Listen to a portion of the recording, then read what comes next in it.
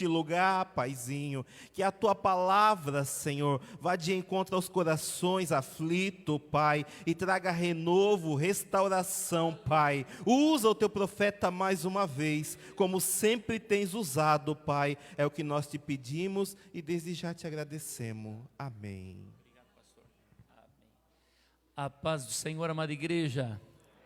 Louvado seja o Senhor Jesus. Tome assento, querido. Palavra maravilhosa, trazida pelo irmão Rudimar nessa noite. Aleluia. O teu socorro vem do Senhor. Aleluia.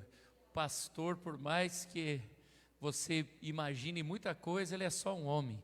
Mas o Deus que você serve, Ele sim, Ele pode todas as coisas e nunca vai falhar contigo. Sempre que você levar os teus olhos para cima, clamando, Ele vai te responder. Essa palavra toca no nosso coração. Glória ao Senhor Jesus. Diga comigo assim: a graça que me alcança todos os dias é o sangue inocente de Jesus. Abra Ezequiel 44, 23. Ezequiel 44, 23. Diz assim a palavra do Senhor: e a meu povo ensinarão a distinguir entre o santo e o profano, e o farão discernir entre o impuro e o puro. Amém. Até aqui. Segura aí aberto em Ezequiel, se você encontrou, porque a gente vai ler alguns versículos. Hoje a gente vai ler bastante. E a palavra, irmãos, ela é muito séria. A palavra de Deus como um todo, ela é séria.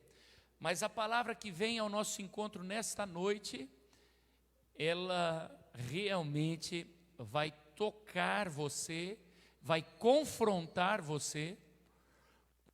Peço que você esteja atento, que você esteja ligado, não permita que nada roube a tua atenção nessa noite. A palavra diz assim: ao meu povo ensinarão. Essa palavra ela está se referindo ao profeta, ao sacerdote.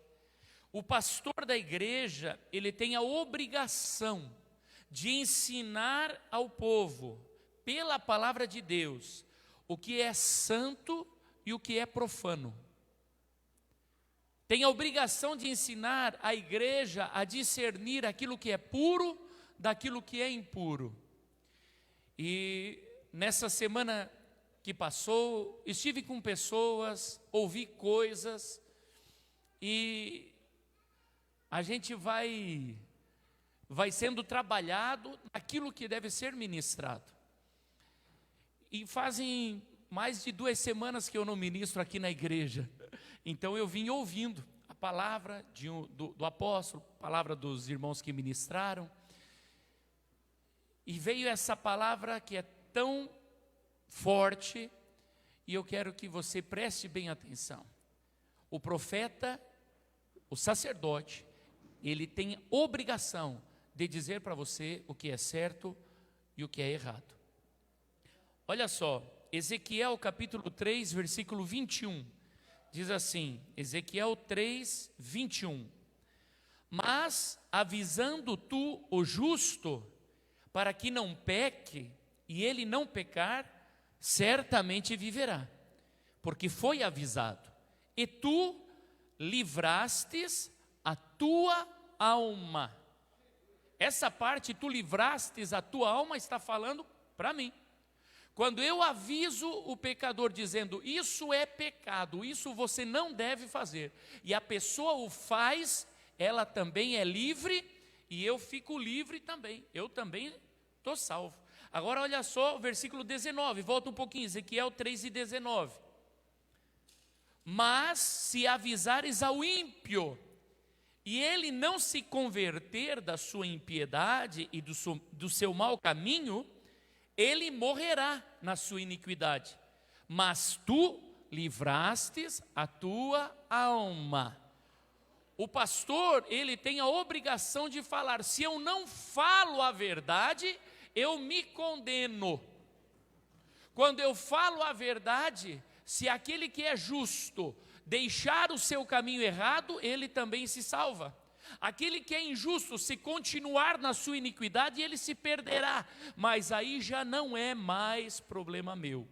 Por isso, hoje, conforme o Senhor trouxe ao meu coração a palavra será liberada sobre a tua vida, e o desejo do meu coração é que você seja justo, ouça a palavra e a coloque em prática. Aleluia!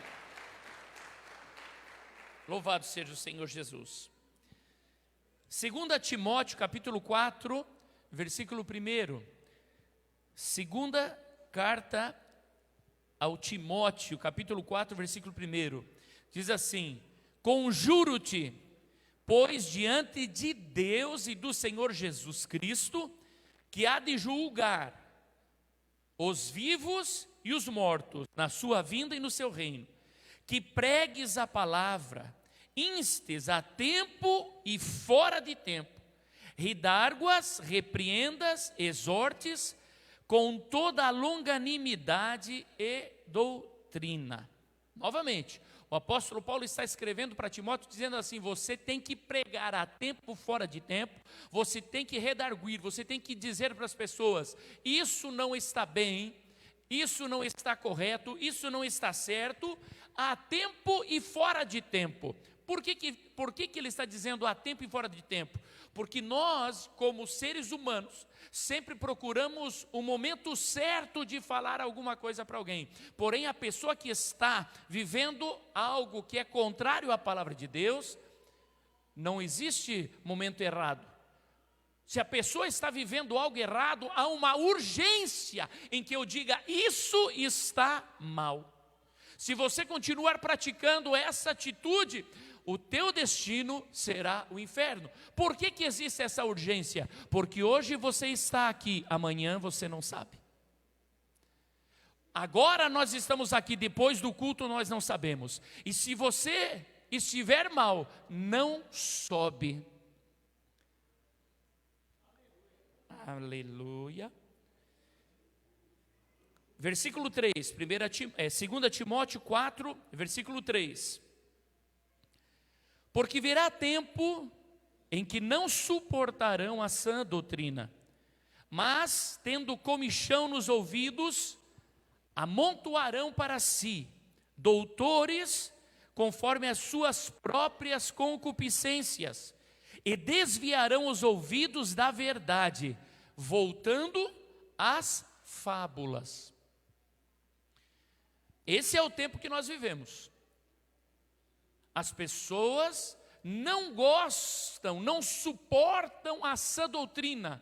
Por que não suportam a sã doutrina? Porque a sã doutrina te confronta e diz: não faz isso, para de fazer isso e começa a andar nesse caminho, que o caminho é Jesus, a verdade e a vida. E muitos pensam que o caminho é glória a Deus, aleluia, falar língua. Isso é parte do caminho. Existem regras para a salvação, e é sobre isso que nós estamos falando nessa noite. Pessoas não suportam a sã doutrina. Por quê? Porque você entra nas redes e você encontrará centenas, e por que não dizer, talvez milhares de pessoas que se dizem mestres da palavra, conforme a tua concupiscência, dizendo que aquilo que você está praticando está certo. Eu preciso falar para você a verdade, porque quando Jesus Cristo voltar, eu vou ter que prestar conta diante de Deus, de você. E quando chegar aquele dia, eu vou dizer assim: Senhor, fulano não está aqui, mas o Senhor sabe que eu falei a verdade. Porque o Senhor vai perguntar, é a palavra. O Senhor vai perguntar: onde é que está fulano de tal? Onde é que está ciclano que congregava contigo? Ovelha minha que eu coloquei para você cuidar. Por que você não disse a verdade para ele? Então eu sou obrigado, irmão, a dizer a verdade para ti. Eu sou obrigado a te falar a verdade.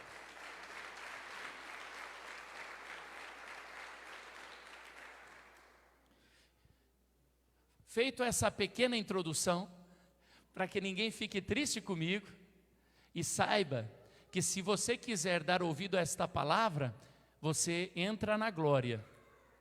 Se você não quiser dar ouvido a esta palavra, você entra no inferno. Mas para mim não muda nada. Terminou o culto, eu continuo sendo teu amigo. Continuo sendo teu irmão em Cristo. Agora, o desejo do meu coração é que você ouça e coloque em prática. Vamos lá, Mateus capítulo 7, versículo 21. Mateus 7, versículo 21. Palavras do Senhor Jesus. Nem todo que me diz, Senhor, Senhor, entrará no reino dos céus, mas aquele que faz a vontade de meu Pai que está nos céus. O que é isso? Senhor, Senhor. Tem pessoas que o tempo todo diz assim: o Senhor me disse, o Senhor me falou, o Senhor me chamou, o Senhor me enviou, o Senhor isso, o Senhor aquilo. Eu fico impressionado, e às vezes nós conversamos com o apóstolo, como dá a impressão que Deus fala tanto com as pessoas e não fala com a gente. É impressionante como as pessoas têm isso, porque Deus me falou, porque o Espírito Santo me tocou, porque isso, porque aquilo, mas não obedecem à palavra de Deus. A palavra de Deus é clara: nem todo aquele que me diz, Senhor, Senhor, entrará no reino dos céus, mas aquele que obedece à palavra, que faz a vontade do Pai. E a vontade do Pai não é a tua. Olha para quem está do seu lado e diz assim: a vontade do Pai não é a tua. Sabe por quê, irmão? Porque nós vivemos num corpo caído, vivemos num corpo sujeito ao pecado, e a minha vontade são as coisas dessa vida, as minhas vontades são as carnalidades, e a vontade do Pai é a santificação.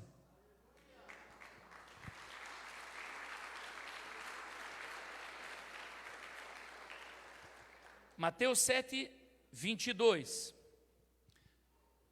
Muitos me dirão naquele dia: Senhor, Senhor, não profetizávamos nós em teu nome? E em teu nome não expulsamos demônios? E em teu nome não fizemos muitas maravilhas? Naquele dia, muitas pessoas estarão do lado esquerdo do Senhor para ser condenado e perguntarão ao Senhor: Senhor, como é que pode isso? Lá na igreja eu profetizava, lá no grupo de oração eu orava, eu falava língua estranha, eu operava sinais e maravilhas, eu curei os enfermos. O que significa isso? Que você falar língua estranha, que você profetizar, que você curar enfermos, que você sentir a presença do Espírito Santo, não significa que você esteja de acordo com a vontade do Pai. Meu filho, ele pode fazer algo que eu não gosto, mas quando chegar a hora de comer, ele vai comer, a mesa será servida. E aquilo que eu dei para o meu filho, eu não tiro mais. Deus também é assim. Se Deus te deu um talento, Deus te deu um dom, e a palavra fala dos dons do Espírito: língua estranha, profecia, curar, palavra de sabedoria, palavra de revelação, palavra de ciência.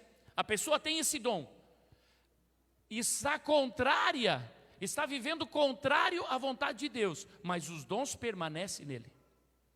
Eu posso estar pregando aqui em cima, eu posso chorar aqui em cima, eu posso orar por alguém, impor as mãos e Jesus curar, porque só Ele que cura. Indiferente o meu estado, Jesus continua santo e operando os seus milagres. Mas naquele dia, isso não será usado para a salvação. Usado para a salvação será: fez a vontade do Pai. Mateus 7, 22, repetindo: muitos me dirão naquele dia: Senhor, Senhor, não profetizamos nós em teu nome, e em teu nome não expulsamos demônios, e em teu nome não fizemos muitas maravilhas? E então lhes direi abertamente: nunca vos conheci, apartai-vos de mim, vós que praticais a iniquidade. Todo aquele, pois, que escuta estas minhas palavras e as pratica, assemelhá-lo-ei ao homem prudente que edificou a sua casa sobre a rocha, e desceu a chuva, e correram rios, e assopraram ventos, e combateram aquela casa, e não caiu, porque estava edificada sobre a rocha. Aquele que ouve essas minhas palavras e não as cumpre, compará-lo-ei ao homem insensato que edificou a sua casa sobre a areia, e desceu a chuva, e correram rios, e assopraram ventos, e combateram aquela casa, e caiu, e foi grande a sua queda. Como que o crente se mantém firme na rocha? Diga assim: a rocha é a palavra. A rocha é a palavra. Jesus é a rocha e Jesus é a palavra. Jesus é o verbo. Se você anda em conformidade com os teus sentimentos, mesmo que você imagina que sejam vindos do Espírito Santo, mas não está de acordo com a palavra de Deus, quando vierem as lutas, você cairá.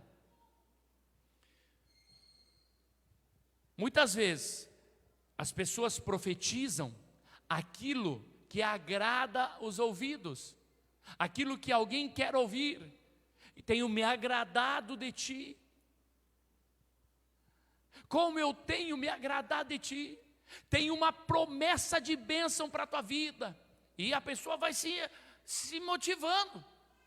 Mas nem o profeta, vou pôr entre aspas, e nem a pessoa que está ouvindo está de acordo com a palavra de Deus.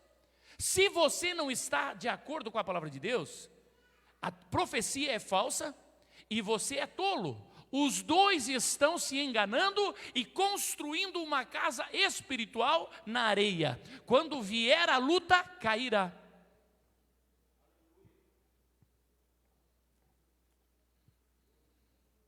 Como que você está construindo a tua vida? Firmado na palavra de Deus ou em sentimentos? E o Senhor diz assim, naquele dia eu vou dizer assim: ó, não te conheço, mano, nunca vi você, nunca vi. Abra aí, amado, Hebreus capítulo 10, versículo 21.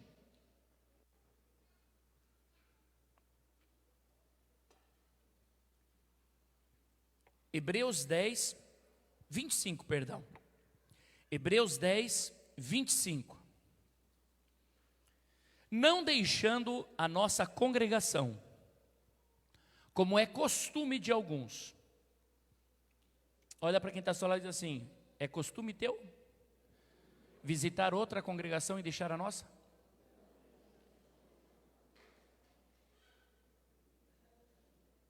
Não deixando a nossa congregação, como é costume de alguns, antes admoestando-nos uns aos outros.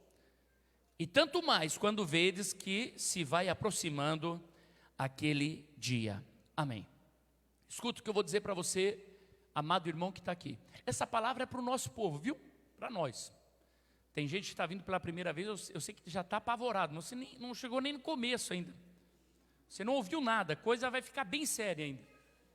A coisa vai ficar muito séria. A pessoa que tem o hábito de estar hoje aqui, ai, amanhã vou cultuar num outro lugar. Você está se alimentando de duas fontes e você terá grandes problemas. O crente, ele deve ter um pastor e uma igreja, e se alimenta naquela igreja e daquele pastor e daquela palavra. O crente que busca outras igrejas, outros pastores, o crente que busca na internet terá problemas. Problema sério, porque a palavra que você recebe aqui é diferente da palavra de lá. Eu vou dar um exemplo. Um dia veio um pregador aqui que é muito famoso. Não fui eu que convidei. Era um trabalho do conselho de pastores. Nós tínhamos aqui umas 500 pessoas talvez. E o pregador famoso, ele ministrou e ele falou que o tempo de cair no espírito já passou. Que antes caía no espírito, hoje isso aí não existe mais. Que isso aí chegou numa época e já passou. Chegou numa época e daí já passou. Irmãos, cair no espírito cai lá desde o tempo de Salomão. Na verdade cai desde o tempo de Adão. Quando o espírito se manifesta, A casa enche, as pessoas caem e sempre caíram cheios do Espírito Santo, e isso não termina. O homem, quando é cheio do Espírito, ele é abalado, a sua estrutura física, e ele cai. Agora, quem ouve aquela palavra, vai lá naquela igreja, ouve essa palavra e começa a entrar em contrariedade. Pastor, Deus não está lá? Eu acredito que Deus esteja lá, irmãos. Eu acredito que Deus está lá também.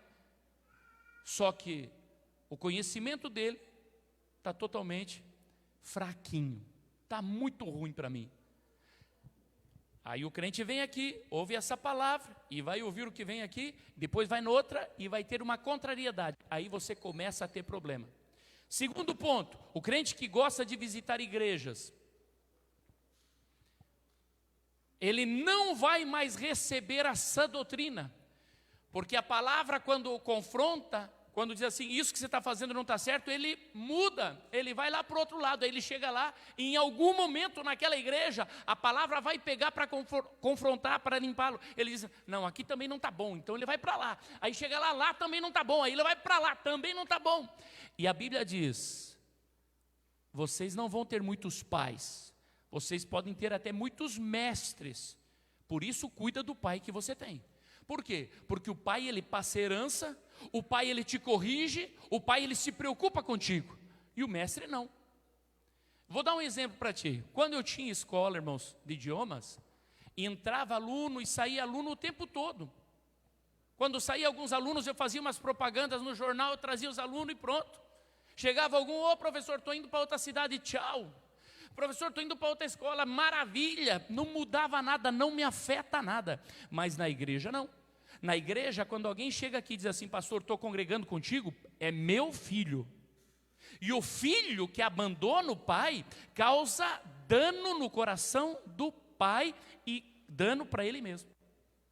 Por isso a palavra diz assim, amai os vossos pastores, respeita os vossos pastores, dá ouvido para o que ele fala, para que ele faça isso com amor e não gemendo.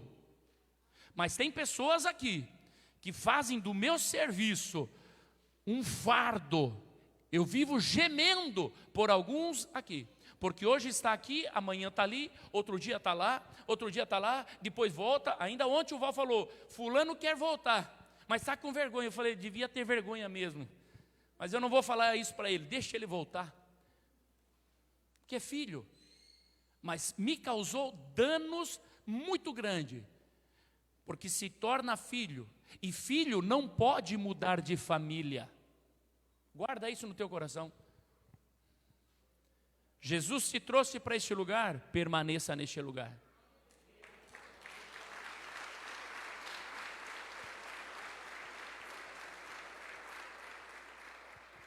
Pastor, e se o senhor pecar, se o senhor fazer uma coisa errada? Irmão, se eu pecar, tenha misericórdia de mim. Se eu errar, tenha misericórdia de mim e me ajude assim como eu ajudo você quando você chega aqui todo quebrado, todo errado. Não me abandone se eu falhar.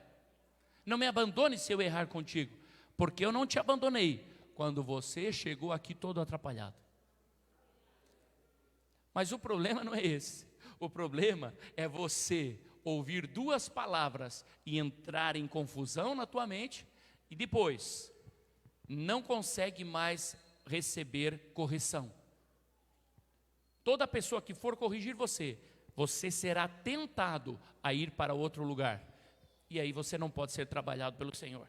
Continua, Hebreus 10, 25, vamos para o versículo 26. Eu vou repetir o 25 para que você entenda que há uma ligação muito forte em deixar de cultuar a Deus e pecar. Olha só, não deixando a nossa congregação como é costume de alguns, antes admoestando-nos uns aos outros, tanto mais quanto vedes que vai se aproximando aquele dia. Versículo 26. Porque se pecarmos voluntariamente, depois de termos recebido o conhecimento da verdade, já não resta mais sacrifícios pelos pecados. Diga assim, não resta mais sacrifícios. Por que não resta mais sacrifício? Porque Jesus já fez o sacrifício. Jesus já pagou na cruz do Calvário pelos teus pecados. E aí você diz assim, então posso pecar de novo. Não pode não, não é isso que está falando aqui. Se você pecar, não resta mais sacrifício, o sacrifício já foi feito. E a palavra diz assim: o pecado não terá domínio sobre vós. O que é o pecado não tem mais domínio sobre vós? Antes de você conhecer a Jesus, você era escravo do pecado. Quando você foi liberto por Jesus, quando você deu a tua vida para Cristo, você foi feito uma nova criatura. E a partir desse momento, o pecado não tem mais domínio sobre você. E se você peca, não é mais porque você é escravo do pecado, mas é porque você é iníquo. O escravo, ele faz obrigado. E o crente que conhece e sabe que isso é pecado e continua praticando, ele faz por ser mau. Ele é mau contra o sangue de Cristo. Ele profana o sangue de Cristo. Ele não reconhece o que Jesus fez por ele. Não resta mais sacrifício. Ele não percebe, o Senhor me libertou, o pecado não tem mais domínio sobre mim. Ah, Jesus já pagou meus pecados, posso pecar, e eu venho e eu posso pecar aqui. Ei, você não está reconhecendo o que Jesus fez na cruz do Calvário por ti. Vou repetir para deixar bem claro.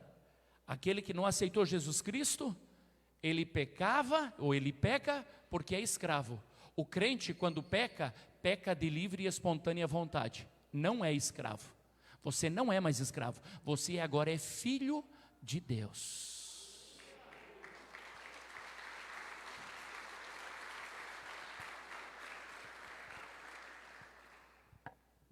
Eu vou fazer uma pergunta para ti. E aí? Você vai discordar da palavra ou vai aceitar a palavra? O que você está fazendo? Você está fazendo porque você é escravo de Satanás ou porque você é iníquo? Já não resta mais sacrifício pelos pecados. Versículo 27. Mas uma certa expectação horrível de juízo. Foi colocado aqui? Foi, né? Hebreus 10, 27. 26 diz que já não resta mais sacrifício. Você peca, você sabe que é errado, continua pecando, e continua pecando, e continua pecando. E você está confiado na graça, mas você está enganado, e eu já vou te mostrar isso. Aqui diz assim, não resta mais sacrifício, mas uma certa expectação horrível de juízo e ardor de fogo, que há de devorar os adversários. Por que fala assim? Porque quando você comete pecados contínuos, sabendo, não, isso está errado, mas eu domingo vou para a igreja, está errado, mas a graça, eu sei que é pecado, mas a graça, eu sou humano mesmo, é pecado, mas está tudo certo. Você está sendo condenado ao ardor, ao juízo horrível e terrível de Deus. Olha só, alguém pode imaginar, irmão, que no tempo da lei era mais difícil. Eu já vi pregação sobre isso, de pessoas dizendo que no tempo da lei era muito difícil. Pois bem, então vamos ver aqui o que diz a palavra do Senhor. Versículo 28, ainda você está mesmo. Hebreus, capítulo 10, versículo 28. Quebrantando alguém a lei de Moisés, morre sem misericórdia, só pela palavra de 2 ou 3 testemunhas. Segura um pouquinho. O que era isso? Uma mulher era pega em adultério. Essa mulher era trazida para Moisés ou para os anciãos e diziam, essa mulher foi pega em adultério. Tinha 2 testemunhas, pode apedrejar, mata. Matava. Oh, que terrível! Que terrível! Graças a Deus estamos vivendo o tempo da graça. É mesmo? Continua a leitura. Continua a leitura, versículo 29. De quanto maior castigo, cuidai vós, será julgado merecedor aquele que pisar o Filho de Deus e tiver por profano o sangue da aliança com que foi santificado e fizer agravo ao Espírito da graça. Será muito pior. O que é pisar o Filho de Deus? É quando você pisa o sangue de Cristo. Ai, Jesus me perdoa. Você vem na igreja, se arrepende dos teus pecados, porque o Espírito Santo toca no teu coração. Aí você sai e continua fazendo os mesmos pecados e já tranquilo, não tem problema, Jesus já me perdoou. Você volta para a igreja, você está pisando Cristo, está fazendo agravo à graça, porque a graça é o sangue de Jesus. Você precisa hoje tomar a decisão de dizer: eu vou mudar a minha vida, eu vou me acertar. Esses dias alguém veio conversar comigo porque estava com algum problema, e dentro daqueles problemas que eles estavam falando, e eu não entendia direito aqueles problemas, como é que pode? Eu falei, eu não consigo entender isso aí que vocês estão falando. Sabe o que é, pastor? É que já está tudo errado, a gente já caiu, a irmã falou, já transou. A gente já transou. Eu falei, e vocês estão nos departamentos da igreja,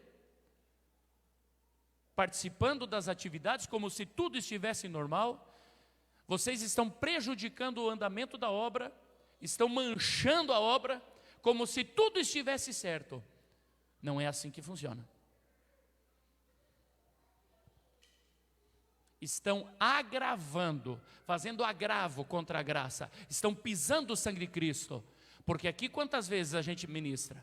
Sexo só depois do casamento, fora disso é pecado, mas as pessoas insistem, não, é porque, não existe, irmão, porque Deus me falou, porque eu sinto a presença. Irmão, você vai sentir a presença todas as vezes que você dobrar o teu joelho. Você pode falar línguas estranhas todas as vezes que você dobrar o teu joelho, porque Jesus Cristo, Ele te ama e pagou alto preço por você. Mas Ele me deixou para dizer para você, se você continuar fazendo isso, você está pisando o sangue de Cristo. Aplauda o Senhor.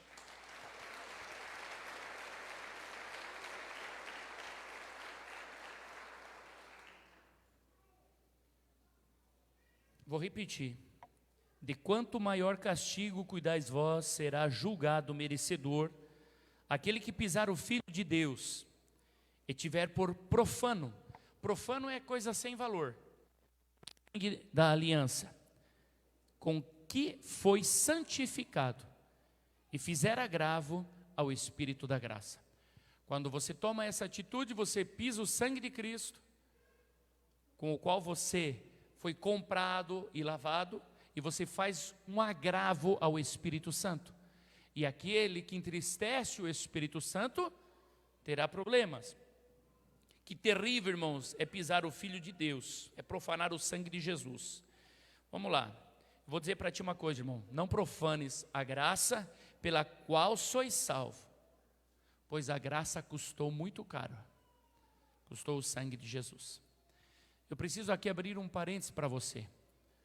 A palavra de Deus diz que Deus não leva em conta o tempo da ignorância, o tempo que você não sabia, o tempo que você não conhecia, mas hoje você está sabendo e eu estou deixando claro para você. Por que está vindo essa mensagem? Porque o Senhor quer que você tenha compromisso com Ele, porque os projetos de Deus, os propósitos de Deus são grandes para você. Ele quer ter intimidade e quer andar contigo.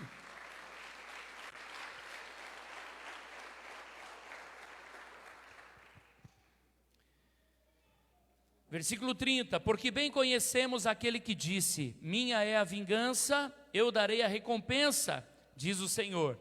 E outra vez, o Senhor julgará o seu povo. Deus julgará o seu povo. Deus vai julgar você, vai me julgar por todas as nossas obras. A palavra diz que não há uma palavra que saia da nossa boca que não será julgada. Todas as nossas obras e palavras serão julgadas. E aí ele diz assim no versículo 31, horrenda coisa é cair nas mãos do Deus vivo. Amém. Quando Jesus fala sobre o tempo da graça, olha o que ele diz, porque ele sabia que a partir dele, entraria o tempo da misericórdia, da graça de Deus, e a gente não entende isso. O tempo da graça significa que é um tempo que Deus deu para a salvação para os gentios, que somos nós. Porque antes o tempo da lei era para o povo de Israel, para nós o tempo da graça, e nós às vezes aprendemos por aí, que o tempo da graça é você peca, você faz e está tudo certo. Não, não é isso. O tempo da graça há um tempo para que os gentios sejam salvos. Mas o gentio precisa se adequar à palavra de Deus, senão estaremos nos enganando. A igreja pode estar lotada, você pode estar dizimando, você pode ser um grande amigo meu, mas estar caminhando para o inferno porque eu não te aviso. Mateus 5:27. E é agora que vai arrochar muitos aqui na igreja, vai dar uma pegada forte em você, meu querido, porque são palavras do Senhor Jesus. Mateus 5:27. Ouvistes que foi dito aos antigos, está falando do tempo da lei, não cometerás adultério, porque quem cometia adultério era apedrejado. Eu, porém, vos digo que qualquer que atentar numa mulher para a cobiçar, já em seu coração cometeu adultério com ela. Para um pouquinho. Esse é o tempo da graça que Jesus está falando para você. No tempo da lei, para que fosse considerado adultério, teria que haver o coito, relação sexual. Hoje, se o homem olha para uma mulher e começa a cobiçar, olha para cobiçar, para desejar, para essas coisas, e o mesmo vale das irmãs para os irmãos. O Senhor Jesus diz, no tempo da graça, você já está em adultério. E aí você pensa, mas Jesus já me perdoou. Quem está em adultério vai para o inferno. Quem está em adultério vai para o inferno.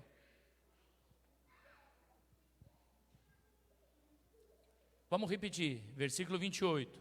Eu, porém, vos digo que qualquer que atentar numa mulher para a cobiçar, já em seu coração cometeu adultério com ela. Versículo 29. Portanto, se o teu olho direito te escandalizar, arranca-o e atira-o para longe de ti, pois te é melhor que se perca um dos teus membros, do que seja todo o teu corpo lançado no inferno. E se a tua mão direita te escandalizar, corta e atira para longe de ti, porque te é melhor que um dos teus membros se perca do que seja todo o teu corpo lançado no inferno. Segura um pouquinho. Parece para você que Jesus está de brincadeira aqui? Você cobiça uma mulher, o Senhor diz assim, se você cobiça uma mulher, é melhor você arrancar o teu olho, porque senão você vai para o inferno. Só que muitas vezes nós ministramos aqui, e é perdoado, e os teus pecados passados, presentes e futuros já foram perdoados, e você não está entendendo a palavra. Sim, já foram perdoados, já foram, na cruz do Calvário, mas se deliberadamente você começa a andar por esse caminho aqui, o Senhor diz, ei, arranca o teu olho, porque desse jeito não entra no céu. Se você é acostumado a pegar coisas que não é tua, o Senhor diz, arranca a tua mão, porque desse jeito não vai entrar no céu. Versículo 31. Também foi dito, qualquer que deixar a sua mulher, dê-lhe carta de divórcio. Segura um pouquinho aqui. Aqui o Senhor está falando da lei. Moisés disse, se você não quer mais uma mulher, se você repudiar uma mulher, dê-lhe carta de divórcio, para que ela se apresente. Não, aqui me mandaram embora, estou divorciado, carta. Agora olha o que o Senhor Jesus diz para o tempo da graça. Eu, porém, vos digo, que qualquer que repudiar sua mulher, a não ser por causa de fornicação, ou seja, de traição, é só por esse motivo. Se a tua mulher te traiu, você pode se separar. Se o teu marido te traiu, você pode separar. Olha aqui, eu, porém, vos digo que qualquer que repudiar a sua mulher, a não ser por causa de fornicação, faz que ela cometa adultério. E qualquer que casar com a repudiada, comete adultério. A palavra é clara. A palavra é clara. Ai, pastor, vou me separar. Pastor, estou me separando. Pastor, não quero mais.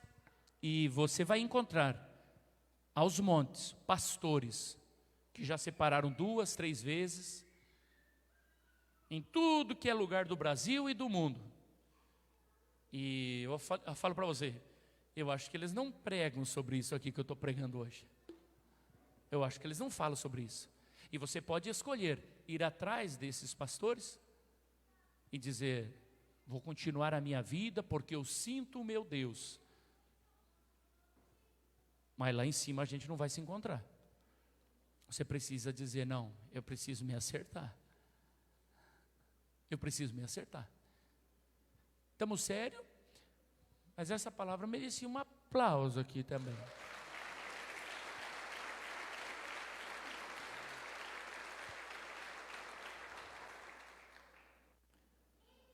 Evangelho de João, capítulo 8, versículo 10.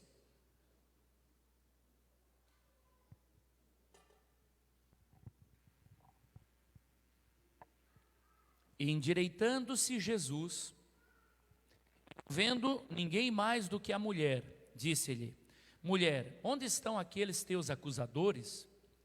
Ninguém te condenou? E ela disse: ninguém, Senhor. E disse-lhe Jesus: nem eu também te condeno, vai-te e não peques mais. Falou-lhes, pois, Jesus outra vez, dizendo: eu sou a luz do mundo. Quem me segue não andará em trevas, mas terá a luz da vida. Amém. As pessoas interpretam muito mal esse texto. As pessoas dizem assim: nem Jesus condenou a mulher pega em adultério. As pessoas dizem: nem Jesus me condena. Quem é você para me condenar? As pessoas não leem o restante do texto, irmão. O Senhor disse assim: onde é que são os seus acusadores? Ninguém te acusou, foram embora? Sim, eu também não te condeno. Vai, e o quê? Não peques mais. Olha para os discípulos e diz assim: quem me segue andará em luz, não andará mais em trevas. Sabe qual que é a interpretação correta desse texto? Eu vivia uma vida de adultério, mas eu cheguei até Jesus, e Ele não me condenou, Ele perdoou os meus pecados, mas Ele me deu uma diretriz: não peques mais, porque agora eu estou na luz, e eu não estou mais nas trevas. E quem está na luz não pratica as obras das trevas. Quem está na luz pratica as obras da luz.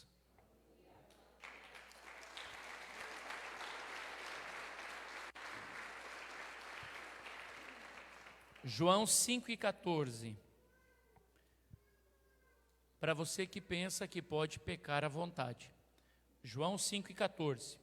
Depois Jesus encontrou-o no templo e disse-lhe: eis que já estás são, não peques mais, para que não te suceda alguma coisa pior. Esse homem era enfermo, o Senhor o cura, se encontra com ele e dá um aviso: tempo da graça, foi curado, foi perdoado, o Senhor está falando contigo, o Senhor está movendo na tua vida, então não peca mais, porque se você pecar, vai te suceder coisa pior do que antes, coisa mais terrível do que antes. Por quê? Porque quem volta a pecar descaradamente está pisando o sangue de Cristo, está pisando o Filho de Deus e fazendo agravo ao Espírito Santo. Tinha uma canção que nós cantávamos e paramos de cantar aqui, graças a Deus. Que você cantou muito. Mas antes de falar dessa canção, vou falar de uma outra que eu ouvi aí esses dias agora. Estávamos num trabalho e eu ouvia alguém cantando e disse assim: eu queria ser um anjo para voar até onde o Senhor está e adorá-lo. E quando eu ouvi aquela canção, eu falei: meu Deus, as pessoas não leem mais a palavra de Deus. Tudo errado nessa frase. Você tem que ser você. Quando você começa a desejar ser aquilo que você não é, você está contrariando o que Deus fez você para ser. Quero ser um anjo. Você quer ser um anjo? Não, pastor, mas é um poema. É um poema ser um anjo. Você foi feito imagem e semelhança de Deus. Os anjos não. Você foi feito para representar Deus aqui na terra. Os anjos não. E aí você vai cantar para Deus que você quer ser um anjo. E as pessoas cantam isso dentro da igreja e choram e se emocionam. E pensam que o Espírito Santo está movendo. Não é o Espírito Santo, é loucura e sentimentalismo sem base bíblica.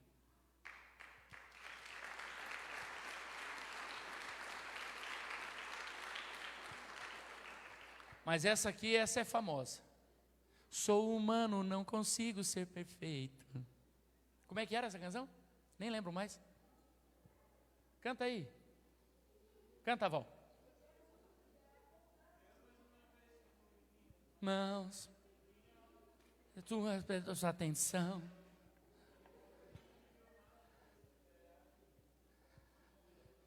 E se chora e se fala a língua cantando essa canção. Deus me ajude, não consigo ser perfeito. É uma desculpa. Mas Deus não aceita as nossas desculpas. Deus perdoa os nossos pecados. É totalmente diferente. Deus perdoa os nossos pecados, porém não aceita as nossas desculpas. Olha só, primeira carta de Pedro, capítulo 1, versículo 13. Diz assim: portanto, cingindo os lombos do vosso entendimento, sede sóbrios, e esperai inteiramente na graça que se vos ofereceu na revelação de Jesus Cristo. Você tem que esperar na graça que se ofereceu na revelação de Jesus Cristo. O que é isso? É esperar que através da revelação da palavra, não faça aquilo, isso está errado. Nessa revelação você anda, para andar firme em direção ao céu. Versículo 14: como filhos obedientes, não vos conformando com as concupiscências que antes havia em vossa ignorância. O que é ignorância? Você não sabia. Então aquela pessoa que vivia no pecado, que vivia no adultério, que vivia na bebida, que vivia na droga, que vivia na mentira, que vivia no roubo, estava na ignorância. Agora tem a revelação de Jesus Cristo. Isso não agrada ao Pai. Então, confiando nessa graça que te perdoou desses pecados do tempo da ignorância, você começa a viver uma vida de retidão diante de Deus.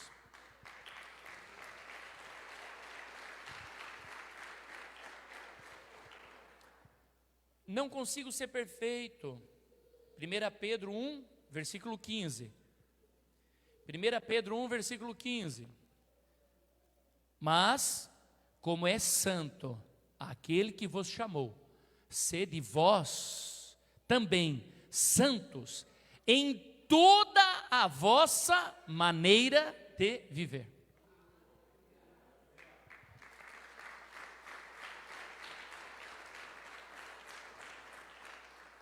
Porquanto está escrito, versículo 16, porquanto está escrito, sede santos, porque eu sou santo. Por que repete, irmão? Porque na palavra de Deus, quando se repete assim em seguida, é porque o negócio é sério mesmo. Para de frescura e seja santo como o santo é o Senhor vosso Deus.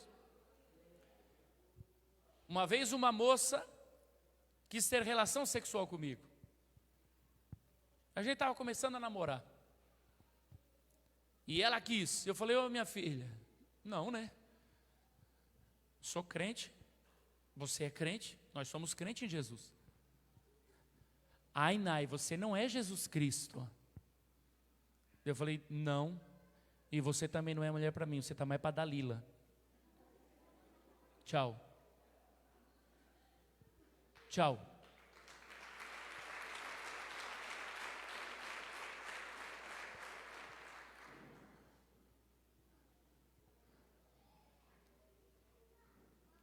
Depois dessa palavra, a situação fica mais difícil para você.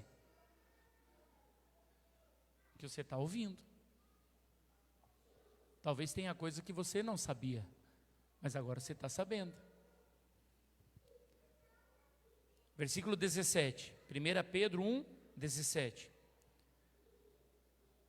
E se invocais por Pai aquele que, sem acepção de pessoas, julga segundo a obra de cada um, andai em temor durante o tempo da vossa peregrinação, sabendo que não foi com coisas corruptíveis, como prata ou ouro, que fostes resgatados da vossa vã maneira de viver, que por tradição recebeste dos vossos pais, mas com o precioso sangue de Cristo, como de um cordeiro imaculado e incontaminado.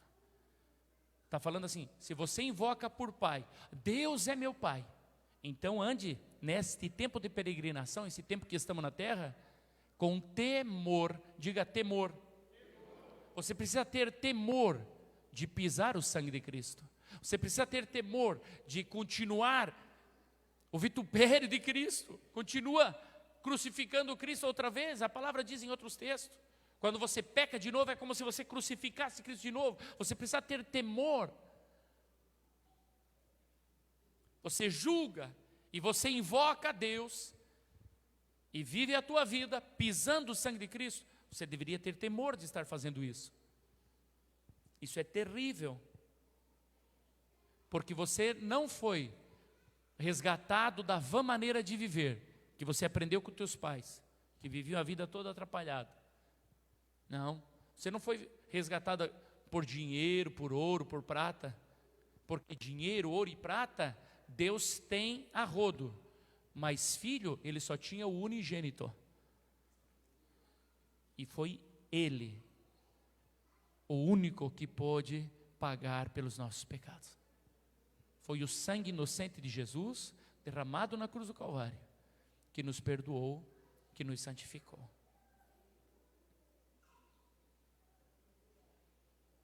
Quero encerrar, Mateus 5, 48.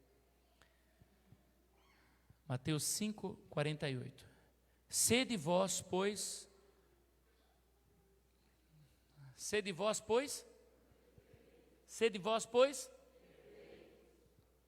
como é? Sede vós, pois, como é? Perfeito, quem? O vosso Pai que estás no céu. Sabe o que se ministra hoje? Sou humano, não consigo ser perfeito. Sabe o que se ministra hoje? Os pastores, eu erro igual você, eu peco igual você, eu sou pecador. E é verdade, eu erro igual você, eu peco igual você, mas não é isso que Deus espera de mim.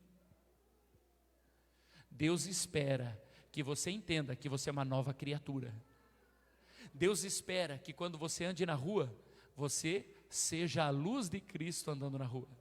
Deus espera que lá no teu trabalho, a tua companheira de trabalho, você seja luz de salvação, não perdição, confusão e profanação do Evangelho. Aí eu sirvo a Cristo, mas tu está cheirosa hoje. Sou lá da igreja Filadélfia, lá é uma beleza, pode ir do jeito que quiser.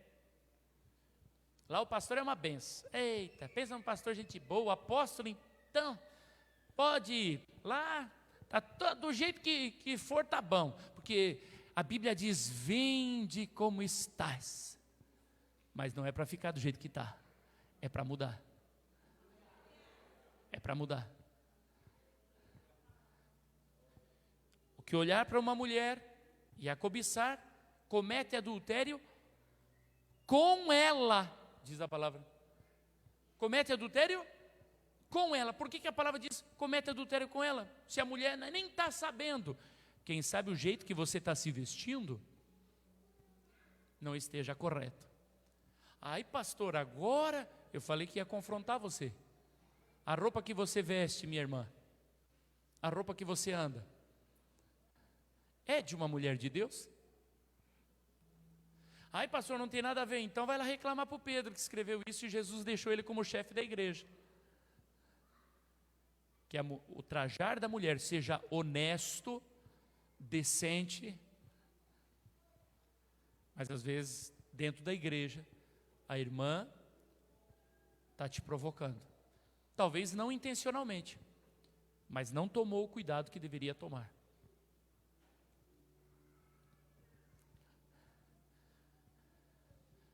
Fica de pé, igreja.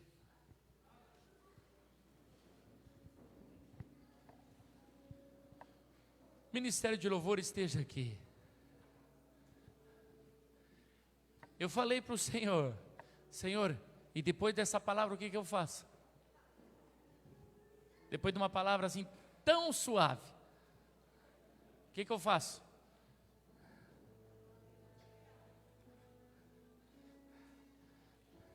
Buscar arrependimento.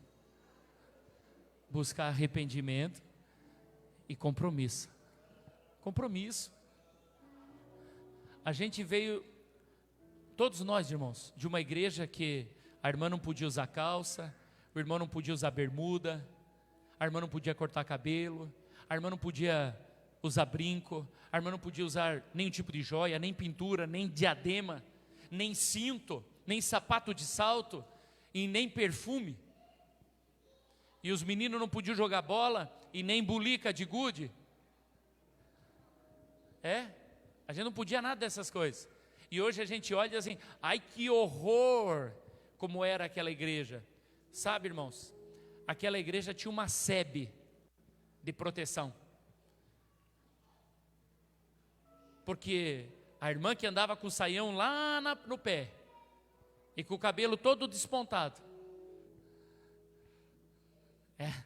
ela era impedida de se vestir de forma pecaminosa.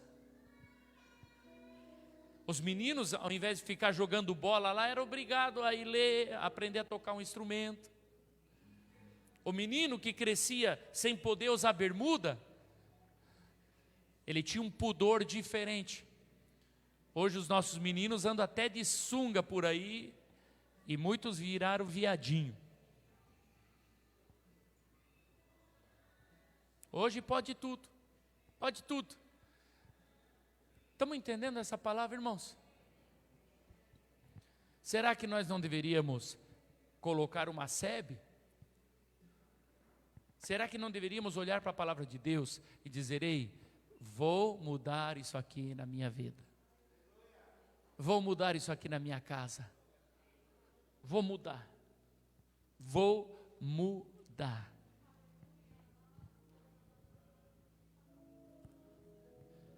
Eu gostaria que você fechasse os teus olhos,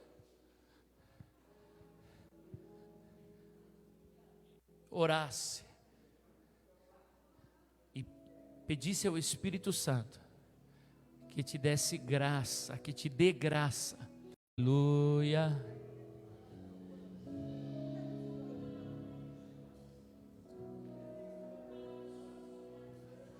Se meu povo que se chama pelo meu nome se humilhar e clamar a mim e se converter dos seus maus caminhos, então eu ouvirei e sararei a sua terra. Se o meu povo que se chama pelo meu nome se humilhar, clamar a mim e se converter dos seus maus caminhos, então eu ouvirei e sararei a sua terra. Eis que o braço do Senhor não está encolhido, nem os seus ouvidos agravados, que não possa escutar a tua oração, mas os vossos pecados fazem separação entre Deus e o homem.